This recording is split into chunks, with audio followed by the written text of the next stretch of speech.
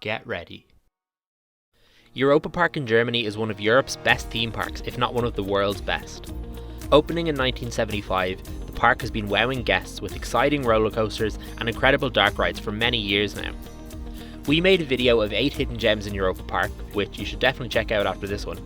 But this park has way too many amazing details, one video just wasn't enough. Today, we want to offer you 8 more hidden gems in Europa Park. Before we get to it, here's just a quick reminder to like the video if you enjoy it, and subscribe to our channel for more videos like this. Get ready. Number 8. The Roland Mack Animatronic. Pirates in Batavia was originally a dark ride built in 1987 in Europa Park, following the story of pirates exploring the ancient East. Following a fire in May 2018, the 30-year-old dark ride was lost beyond repair. The park swiftly decided to rebuild the attraction with a total overhaul of the theming and story, and in our opinion, it's a huge upgrade. The current rendition of Pirates in Batavia opened in July 2020, and in typical Europa Park style, it's not without lots of hidden details. One particular gem that we love is that one of the animatronics is based on Roland Mack, the founder of Europa Park. Roland Mack is well revered amongst Europa Park fanatics. He has been the engine behind the park evolving into the theme park powerhouse it is today, despite being a family-owned park. This is one of the easier hidden gems in Europa Park to spot though. His animatronic really stands out in the scene he's placed in, despite him being dressed for the occasion. Those signature glasses are a dead giveaway. Dead giveaway. Charles, thank you very much. Dead giveaway. Number 7. The Arthur Alphabet. Moving over now to the Minimoys Kingdom, Arthur is another attraction in Europa Park that's so drenched in small details, you're guaranteed to see something you've never noticed before every time you go on it. One thing you may notice pretty quickly though, is that the queue for Arthur contains a lot of unusual symbols throughout. These symbols actually make up a unique alphabet. You can figure out the code by looking at a banner in the queue for Arthur that outlines 26 symbols. Starting from the bottom right and working across and up, they represent the 26 letters of the Latin alphabet that we're familiar with. Using this guide, you'll be able to decipher some of the words placed around the queue and attraction. For example, along some of the routes and branches read the names Roland Mack and Michael Mack. From this, we can assume that all of the names written down these branches are the names of those involved in the development of this ride. A large beam above the ride station has the symbols on either side that translate to G, A or E on one side, and the same word backwards, E or AG on the other. We're not sure what this means though. Let us know in the comments below if you figured this one out. Number 6. The Stave Church. In the Scandinavian area of the park, you'll stumble upon a Stave Church. This is a replica building based on medieval Christian churches dotted all over Norway. They're famous for their unusual shape and ornamentation, and it feels a little odd to see one in the middle of a theme park. Europa Park describes the church as an oasis of quiet in the midst of fun-filled liveliness. And if you wander inside, you'll see why. Even on busy days at the park, the church is generally quite empty and serene. What's even more interesting though, is that you can actually get married in this church. They advertise the building as available for weddings, anniversaries and themed services as needed. Whether you're looking to tie the knot or just wanting some peace and quiet on your next visit, definitely stop in at the Stave Church if you're passing by. Number 5. The Blue Fire Viewing Gallery. Blue Fire Mega Coaster is a launch coaster in the Icelandic section of the park, and one of the most thrilling coasters in Europa Park. You walk through what feels like a fishing village to get down to the entrance of the ride. What many don't realise though is that there's actually a viewing gallery right in the village. If you enter the buildings on the left-hand side of the village, they will take you into a gallery where you can see through windows into the ride station and launch section. Blue Fire feels slightly isolated in that it's in the corner of the park and the entrance building is quite far away from the fishing village. So we were certainly surprised to learn that the ride station is actually right in the village. This is a great way to see what you're in for before riding Blue Fire, or just for watching other people get launched up to 100 km an hour in 2.5 seconds. Number 4. The Dagger of Batavia in Voletarium. This hidden gem really highlights the depth of immersion and storytelling on display in Europa Park. Let's start with the Adventure Club of Europe, known as ACE, or ACE.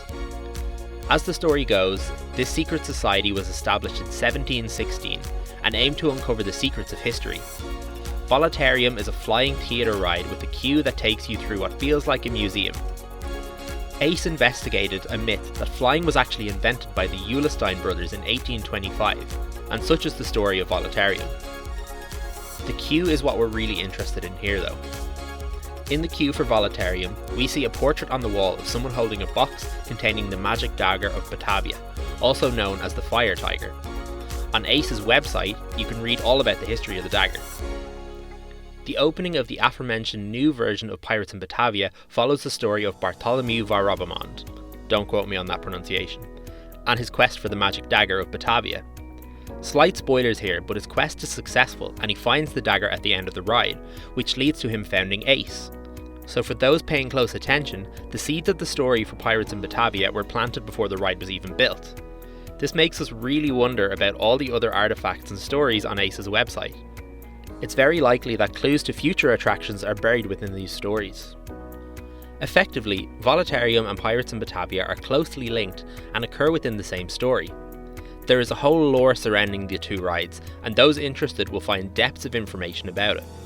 Europa Park has said that Voletarium is part of a much larger storyline that is linked with existing and coming attractions.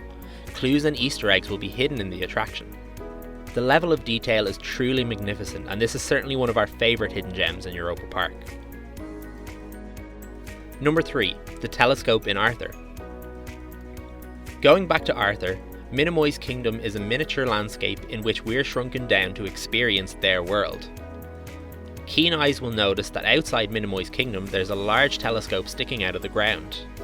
As you make your way through the queue, you'll eventually find yourself in the ride station where the other end of the telescope is visible. An eye may even sometimes be looking out at you. This should be the small end of the telescope, but it's huge to us because we're smaller now. Again, this is a tiny level of detail that strengthens the idea that we've been shrunken down and have ventured deep underground.